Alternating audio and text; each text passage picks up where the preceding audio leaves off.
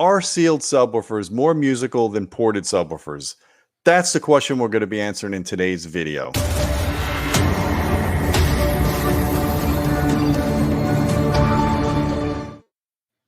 Hey folks, I'm Gene Delasala with Audioholics, and I want to answer a question that I get all the time. As you guys may know, I do some private consulting online. If anybody wants to revamp their home theaters, I offer a service where I will consult with you. So the question I get asked more, I would probably say about 60% of the time when people are choosing equipment, they always say, are sealed subs more musical than ported subs? I want to have the best musical experience, so I don't want to have a ported sub. And that always kind of irks me because, in my opinion, that's an old myth that needs to be busted. I know we've talked about this in many live streams in the past, probably went really technical above people's heads. I'm going to try to keep this really simple and really short. I'm going to tell you guys that you cannot judge the musicality of a subwoofer based on whether it's vented or whether it's sealed. There are good and bad designs on sealed, and there are good and bad designs on ported subwoofers. But I was thinking about it the other day as I was calibrating my speaker system in my new theater room. Over here, you can see I've got the RBH SVTRS in our new theater room. As I was calibrating this system, and when I first fired it up, things didn't sound very tight to me. You know, the speakers sounded a little boomy. And as I was looking at the measurements and I saw how much gain I had at the very low frequencies in that room, because I have so many subwoofers and the standing waves are just killing me at the listening area. This is very evident. If you're sitting towards the back of the room, you get a lot of reinforcement at the very low frequencies, like in the 20 to 30 hertz range. When you have a subwoofer with lots of piston area, especially if it's a ported design, that amplifies that gain even more, and it gives you that perception of slow or loose bass. And I think that is why many people have this misconception that sealed subs are always more musical than ported subwoofers. So if you look at this response of an SVS sub, this is basically a PB4000. This is the response when it's ported. This is the response when it's sealed. You could see in the 20 to 30 hertz range in the ported mode, there's a lot more output here. Now, this is an anechoic measurement. So if you stick this in the corner of a room and you sit towards the back of the room, you're going to get a lot of amplification in this area from the room gain, from the standing waves, that you get more gain there than you would out of an equivalent sealed model here. And that is why I think people often think that ported subs are slow or they're sloppy. I think in many cases, people don't have good modal control in their room. They don't take advantage of multi-sub. They don't take advantage of EQ. And when you get too much bass in certain frequencies, especially if it's a big bump in that area, it becomes very audibly boomy or annoying. And before I even get more detailed about this, I just want to show you guys, for those that are casual viewers and don't know what I'm talking about, a sealed versus a ported subwoofer. This is, again, an SVS sub. This is a ported sub. It's got two vents in the front, and this is a sealed sub. So that's really the difference in how the bass is being aligned in the cabinet that I wanted to show you. So we can measure whether or not a subwoofer is, quote, fast or slow. And as a measurement, if you look at any of the measurements that we do on all the subwoofers we review, there's a measurement called group delay. And here you have an example of a ported subwoofer. This represents one cycle of group delay. This represents 1.5 cycles. And it's generally agreed upon by most audio engineers that you want to keep the bass, the group delay, up really below about a cycle and a half. A cycle at higher frequencies and a cycle and a half at very low frequencies, because as you go down in frequencies, just the nature of how bass works in small rooms, you do generally get more group delay. Things technically are slower, if you will, because of the longer wavelengths.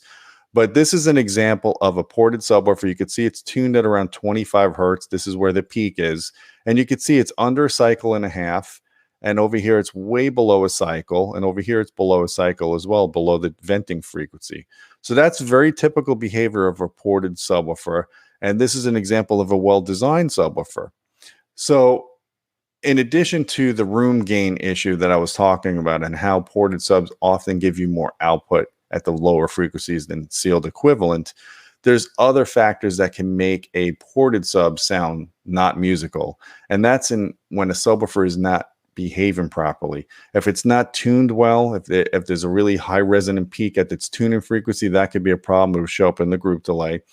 Or if the port is chuffing, if there's just not enough port volume to basically reinforce the bass frequencies you're trying to play, the chuffing can be very audible as well. So you do have to be careful. You do have to have a well-designed ported subwoofer, but there's absolutely no reason why you can't have good musicality with ported subwoofers versus sealed subwoofers. Now, I'm sure some of you are probably asking, why would I choose a sealed sub over a ported sub when obviously, apples to apples comparisons, you tend to get more low frequency output out of a ported sub? Well, you look at this example here, a ported sub tends to be very large. It's very difficult to put a single large subwoofer like this in most people's rooms because of the aesthetic factor. It's a struggle when I consult just how to get two subwoofers in a room and not, piss off the significant other or the wife or whatever. So in many cases, people can't do a big ported subwoofer, so they go for the sealed one. And there's advantages to that. The advantage here is if you put two small sealed subwoofers in a room, even though they're not co-located, at the very low frequencies, you still get a low frequency coupling factor below about 30 hertz or so. So getting two smaller sealed subs like this in a room versus one large sub, you can get virtually almost the same amount of low frequency bass playing from these two subs versus this one larger sub, but you get the benefit of multi-sub. And the advantages of multi-sub when you have two subwoofers properly placed in a room is your seat-to-seat consistency is better. And what that means is when you sit from one seat to the other, the bass sounds more similar than it doesn't if you just have one sub. And why you want seat-to-seat consistency is obvious. You want to have all your seats to have good bass, but it also makes EQ far more effective. See, if you have only one subwoofer and you EQ out a big bump, generally speaking, it's only going to benefit that one area if that bump isn't at the other seats. But if you get multi-sub in a room and you get the measurements very similar from seat to seat, then when you fix that one seat where that has the big 25 hertz bump or a big 40 hertz bump, it'll fix the other seats as well. So what I want to do for you guys in a separate video from this is I'm going to give you kind of a case study of my theater room that I just set up. Because when I set this system up originally, it was a little bit boomy, and it was because I just did not have a flat linear frequency response. It wasn't until I added the rear sub behind me, and then I got things properly time aligned, and I did some positional EQ by moving my chairs, and then I finally did electronic EQ that I got things sounding really tight and fast and musical. And people coming into this room, when they hear the bass in this room, it's really the best experience they've ever heard in bass.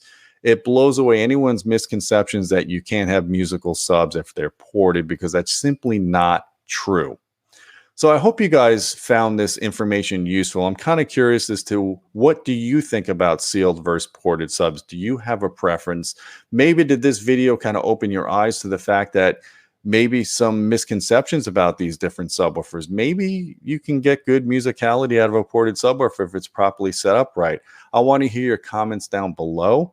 Don't forget to hit the subscribe button, hit the thumbs up, and don't forget about our Patreon channel at patreon.com/Audioholics. You get direct access to us so you can ask questions or suggest video topics. And we also, of course, appreciate the support so we can continue to make more videos and produce more content that you guys want to see. So I think that's a wrap. And until next time, my friends, keep listening